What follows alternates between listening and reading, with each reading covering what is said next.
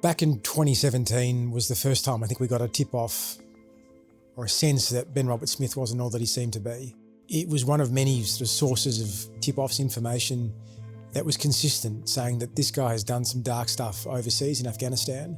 It seemed too far-fetched because he was a war hero, he was a national icon. When I initially heard the information that he might be associated with some really ugly things, I mean, I didn't believe it. But me and Chris Masters, my fellow journalist, kept hearing the same things. And it was just like this steady drumbeat of concern from people who had been on the ground with Robert Smith, who were in a place to know what had gone on in the field of battle. What our sources were saying, well, this is not about a fog of war scenario. This is about things done in the field of war that are really ugly. Handcuffed prisoners, civilians, who've been, ultimately summarily executed. Winning the trust of these sources was extremely difficult and time-consuming, and the bond remains. We're not going to be giving any hints as to who they are. What we can say with confidence now is what they said was true and has been borne out. And it was these soldiers, these brave men of the SAS, it didn't sit well with them, and sometimes it took months, sometimes it took years. But when asked, what is the truth of what you saw and what happened, it came out. But over the years, the weight upon their conscience grew for some of them. And some of them had no choice after this sort of overbearing feeling that they'd witnessed something terrible that needed to be exposed, that Robert Smith needed to be held to account for his egregious acts. So they spoke out at some time in the process. Sometimes these soldiers only spoke out when they finally got to court and were on the stand before the judge and asked to go on oath and to say what happened. But importantly, they said what happened. They told the truth. And they told the judge of how uncomfortable most of them felt witnessing what Robert Smith had got up to. Before we'd written a single word that linked Robert Smith to war crimes, his lawyers were threatening us with defamation. And there was a campaign that he was driving behind the scenes to shut people up, to make sure that these war crimes are absolutely covered up. We knew we were right. We knew the information was correct, but we also knew that he had the backing, the money, the might behind him from Kerry Stokes downwards to take us to court and to shut down our report.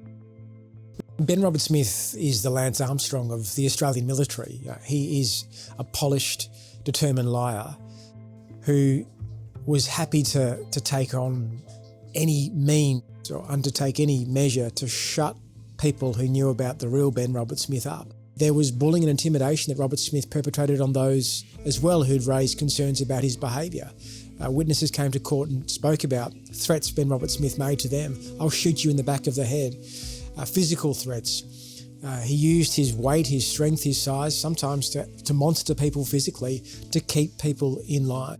The Australian military prides itself, as does any decent individual soldier, which is the vast majority, in adhering to the laws, the rules of war, of acting with decency and morality, of fighting fair and fighting in a just and proper way. I mean, that is the core of what it is to be a digger. So if a small number of soldiers decide to murder the innocent in the most cowardly of fashions, we're talking about people with their hands bound, sometimes their eyes covered, an Afghan father who'd done nothing wrong except to smile at Ben Roberts-Smith at the wrong time after he'd been taken prisoner, kicked off a cliff and summarily executed. Australian soldiers don't do that. Our military does not do that. And if a small number of people do that, they should be held to account. There's no question about that. This is about who we are as a nation, and it's about who we are as a military. It's a nonsensical argument to say that, well, war's a dirty business and it's the fog of war, and so we should give certain things a pass. In this case, we're not talking about the fog of war. We're not talking about the heat of battle. We're talking about calculated acts taken after the battle had ceased. Why do we need to know? Beyond it being an absolute fact in this case that moral, brave soldiers of the SAS felt like they had to tell the truth. They were horrified by what they saw and witnessed, and they told the truth about what they saw and witnessed because it repulsed them and their standards. But beyond that being a fact, it's because it's the truth. Our job is to tell the public the truth, and the public deserve to know the truth. And this is a small part of the truth of what happened in Afghanistan.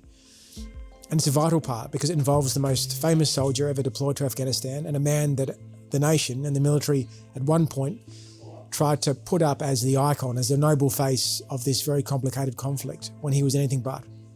Why should we care about what happened in Afghanistan when it involves the summary execution, the torture of civilians, of prisoners? These are people too. I mean, the man kicked off a cliff, he has a name, it's Ali Jan. He had children. They are still his children. He's just not there to look after them. An innocent father was murdered, and his family deserve justice.